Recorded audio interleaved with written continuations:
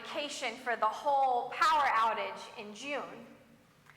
Because we are living in the future, our house sent us text messages to let us know that we had lost power, and again when it came back on, so we knew what to expect. We were on vacation, and we'd mostly emptied the fridge before we left, but it was somewhat disheartening to come home and throw out meals that we had frozen for a hectic week, or some cuts of meat we'd saved for barbecuing. I'm not whining, really. It's no big deal to replace a few bottles of condiments, and as a Midwesterner, having a reason to closely monitor what's on sale is both an obligation and a thrill. But here's the thing. You know, at the beginning of the month, the fridge was completely clean, and somehow at the end of the month, we've already thrown out something that we like to call science experiments. You have these in your fridge, right? It's not just me.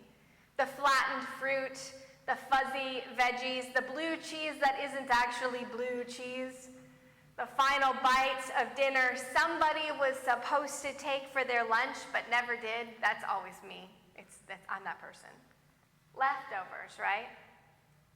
Leftovers are just common.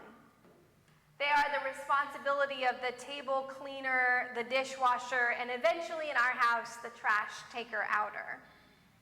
I struggle to waste them, so they languish in the back of the fridge. And I realize that we have an ease to food that is not shared by all people. I have my selection of Kroger's and Aldi's and farmers markets and farm stands to shop at, each filled with healthy, fresh food, which is not a given even in our country. So I do what I can to not waste food, yet seldom do I recognize the true sign of abundance: leftovers. That I can purchase not just what my family needs, but more than what they need, and that I can be so laissez-faire about whether or not the food is consumed in its entirety.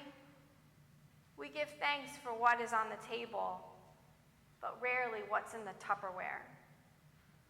And yet Jesus takes the time to gather what was left over, the fragments and the pieces, a sign of how the church is gathered, how our broken and fragmented lives are gathered, not ever to be tossed aside, but always as a sign of God's abundant grace.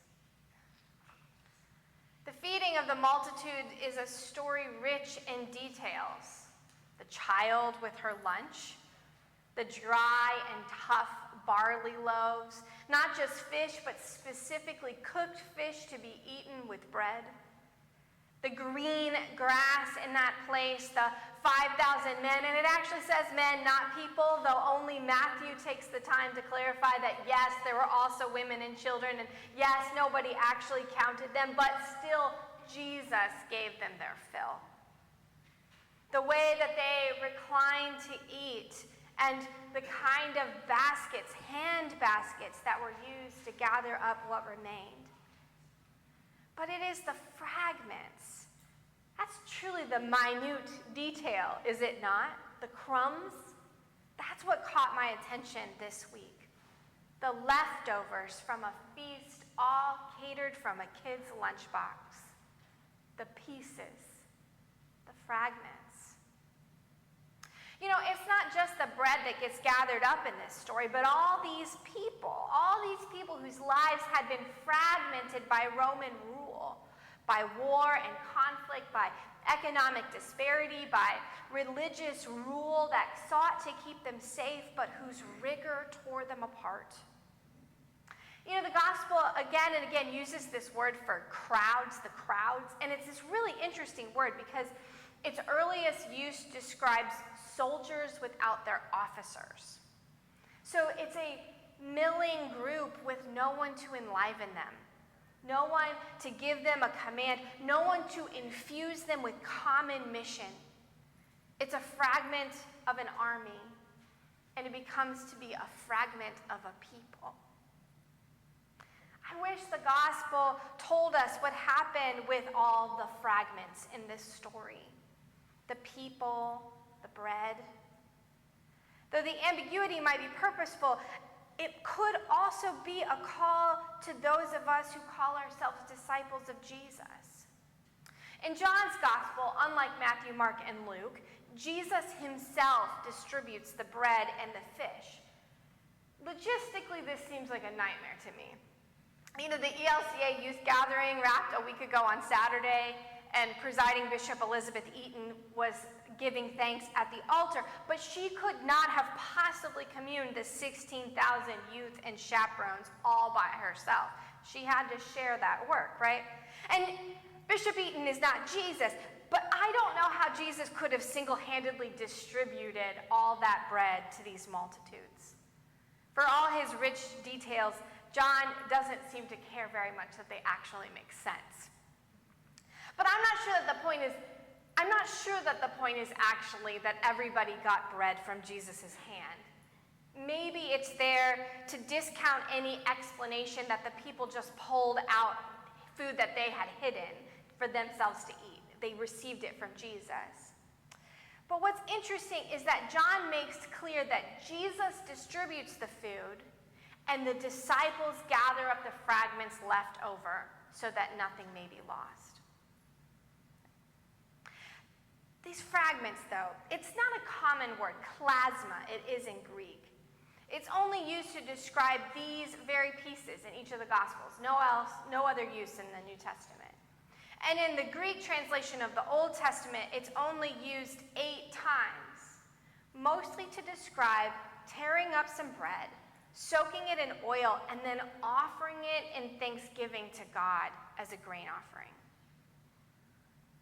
Okay, one time in Judges it describes the shattering of a skull, but otherwise it's just pieces of bread, just broken bread.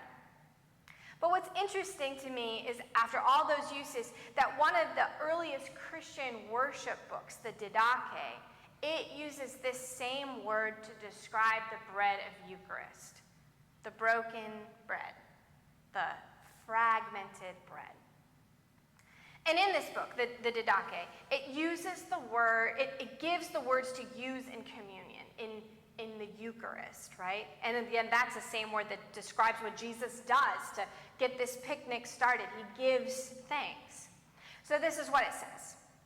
You're supposed to say, "We thank you, our Father, for the life and knowledge which you made known to us through Jesus, your servant. To you be the glory forever. Even as this broken bread was scattered over the hills and was gathered together and became one, so let your church be gathered together from the ends of the earth into your kingdom, for yours is the glory and the power through Jesus Christ forever." The fragmented bread scattered over the grass is gathered together for thanksgiving. The fragmented people once scattered are gathered together in thanksgiving.